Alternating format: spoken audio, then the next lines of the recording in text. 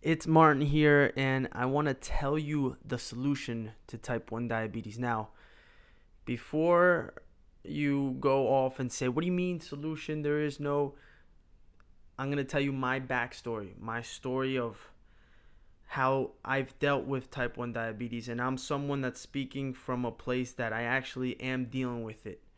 Okay, I'm not here going to tell you about a cure because there's no cure. I'm still insulin dependent, but I found a solution, and I kind of want to walk you through my journey with type 1 diabetes in hopes to inspire you that there is a way out. There is light at the end of the tunnel, even though that we have type 1 diabetes, even though that we have to prick our fingers, even though that we have to deal with uh, doctors and getting prescriptions and insurance, even though all that, there is a solution. And let me take you back a little bit to a place where I feel like a lot of people are still with type 1 diabetes. And I'm going to share with you my personal experience and be transparent and open. Okay, so when I was diagnosed with type 1 diabetes at 22 years old, I literally felt like my life got ripped right underneath my feet. I was living on my own. I had a very good job. I had a very good social life. Everything was going amazing.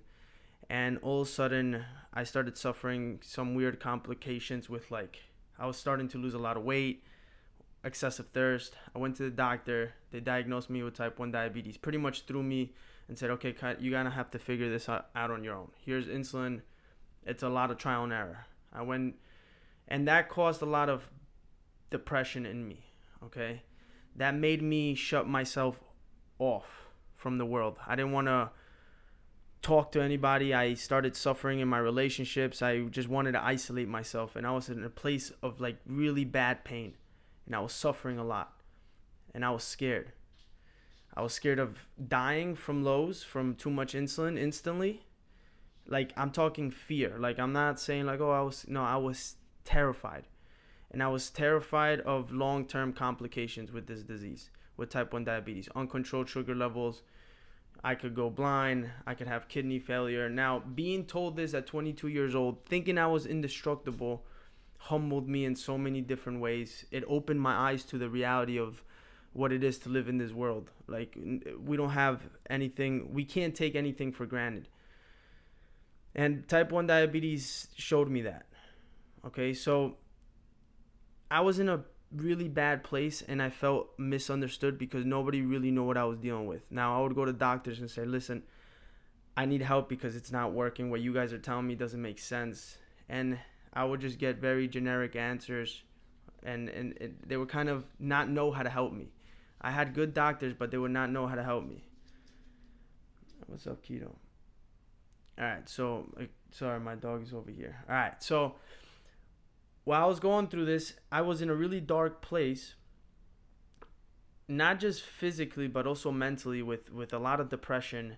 And I I thought that I had no future. Like, there was nothing I could do, and I had no control. This was just, my life was just going to be this constant suffering of, and when I say suffering, I'm talking about an emotion of fear, that you're constantly scared, that you're fearful of living, that you can't even walk out of your house because you're scared that you may go low, or you're nervous to interact with people because of your blood sugar levels. And in some way or another, that kind of affects how you think people view you, because you have to deal with this. And it all does, it just really affects every area of your life.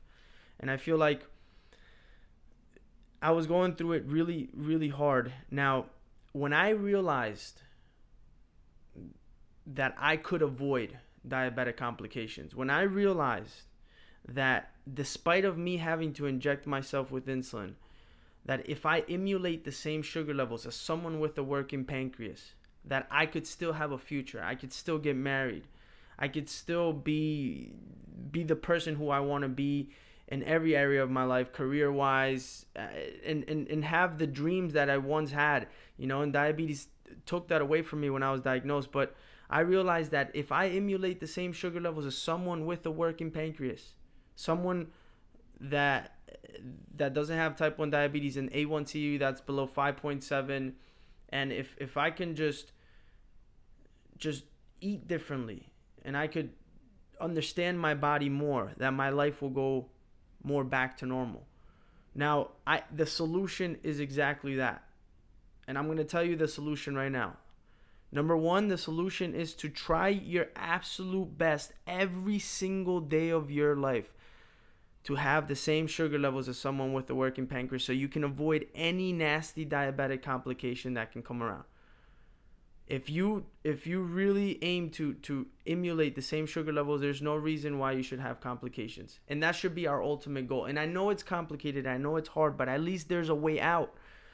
Something that the fact that there was no way out made things a lot more depressing in my life. But even though that the goal is hard to do, even though that it's very complicated to emulate the same sugar levels as someone with a working pancreas manually with insulin injections, with pricking fingers, and I know you could do it if you focus. And that leads to the solution number two.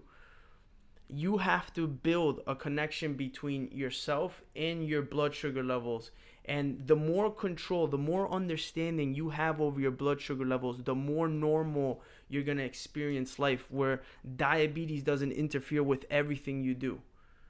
The more control that you have, and it comes, a lot of people say, oh, well, it's not good to be obsessed with sugar levels. It's absolutely really good to be obsessed with good sugar levels. You should be obsessed with your own health. You should be doing whatever you can to prolong your health. It should be an obsession. But it's a healthy one, because once you're getting results, you're not going to want to stop. You're going to transform who you're going to be. But that takes for you to make a commitment within yourself that, okay, I'm going to do whatever it takes in order for me to understand what's going on with my body, and accept the reality that I have to do this in order to stay alive. Then you can start making improvement every single day, and it's a never-ending improvement. Now, I can tell you this. I was diagnosed at 22 years old. And I'm 26 right now, and my life is pretty much the way it was when I was younger, when I can go out, when I can enjoy myself. I used to be completely dependent on a CGM. Now I feel confident in just who I am again.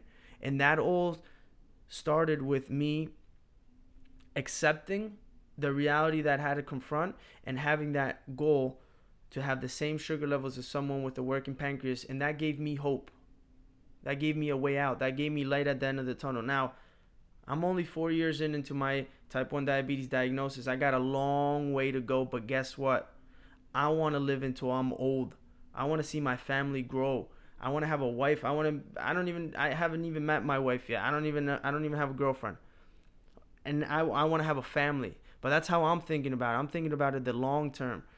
I'm thinking about establishing habits and be willing to make sacrifices when I'm 26. So when I do have a family, my family's going to be safe with me. They're going to feel secure with me.